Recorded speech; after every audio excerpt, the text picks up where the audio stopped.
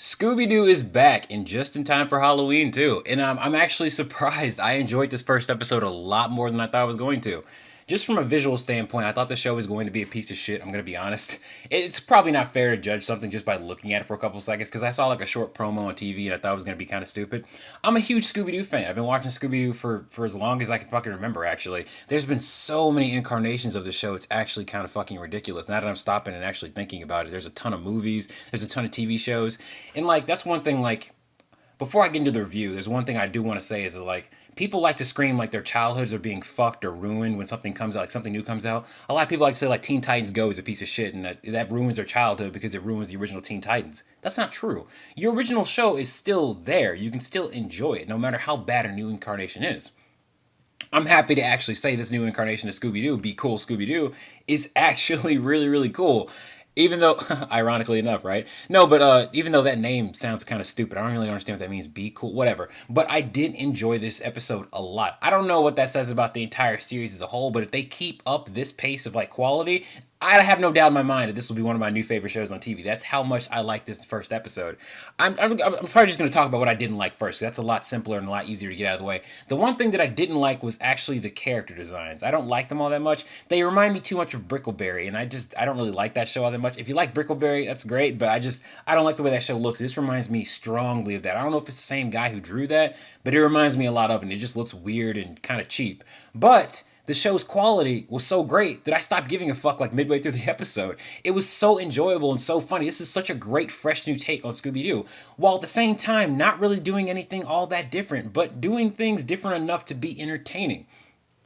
The characters, for the most part, you got Fred, you got Velma, Scooby, Shaggy, and Daphne. They haven't changed all that much over all these years, and it's no different really here. Although Daphne's a little bit more ditzy than she's ever been before, and I actually like her for it. She's kind of like the heart of the team, and I like that a lot. It gives her more of a role instead of just being danger prone, which she still is.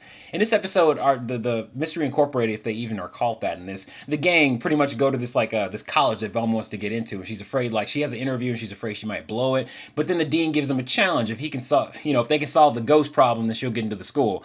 I don't know how that works, like, officially, but whatever. Doesn't matter. That gets us where we need to go, and that introduces the villain of the episode, which is this ghost guy. And in the spirit of Scooby-Doo, I'm not going to ruin who the big bad guy is, because, it's always a guy in a mask and a suit. I'm not going to ruin who it is. The reveal is actually one of the lamer parts of the episode, but the build-up getting to it was the most enjoyable part about it. I liked this new take on Scooby-Doo. I really enjoyed a lot of the jokes that were going on this episode. Not all the jokes were funny, but most of them had me laughing through most of it. It's funny how like much contrast this show is from the last one. Scooby-Doo Mystery Incorporated was the incarnation before this, I believe, and I really enjoyed that one for what it was. I thought the climax was a little bit iffy, but that's not the point. I thought the show as a whole was really, really great. It mixed a lot of humor and a lot of drama. It did a great job of doing it, and it had a great art style. I didn't like that Fred was really stupid in that one because he's a lot more competent in this version, which is something I really like about it.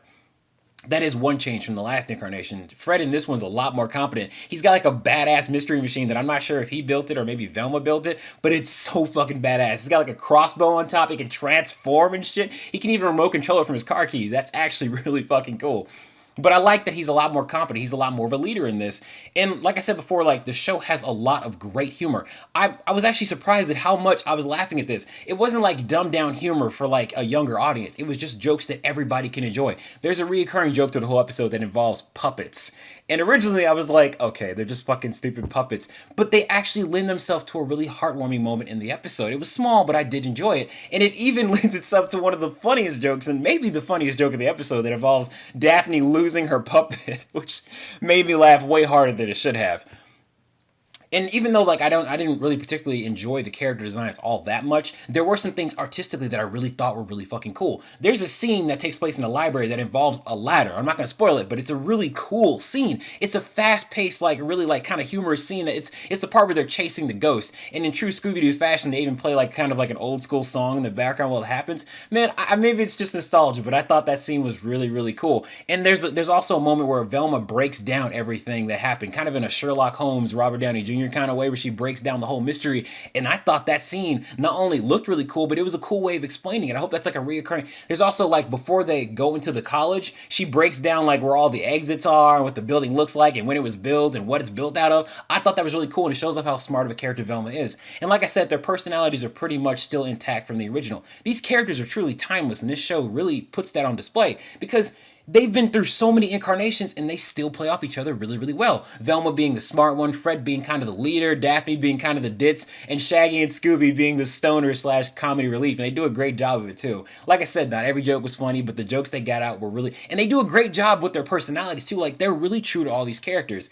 Something that's kind of a pet peeve of mine is when someone makes an adaptation and they're not true to the personalities of the original. They do a great job of doing that here. And then again, I mean, it's Scooby-Doo. Like, it takes a lot of work to fuck this up. Their personalities are such a staple in cartoons, I would say, that it's kind of hard to fuck these characters up.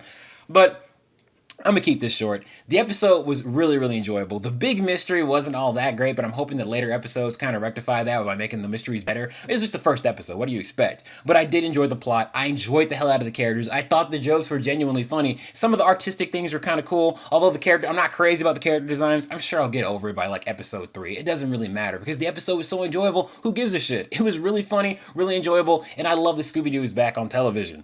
And it had some moments that, like, I wasn't scared because it takes a lot to creep me the fuck out. I wasn't scared, but there were a couple of, like, artistic moments that were kind of creepy, especially involving the school. I don't really like places that are, like, highly populated during the day, like hospitals and schools at night when it's all empty and fucking creepy.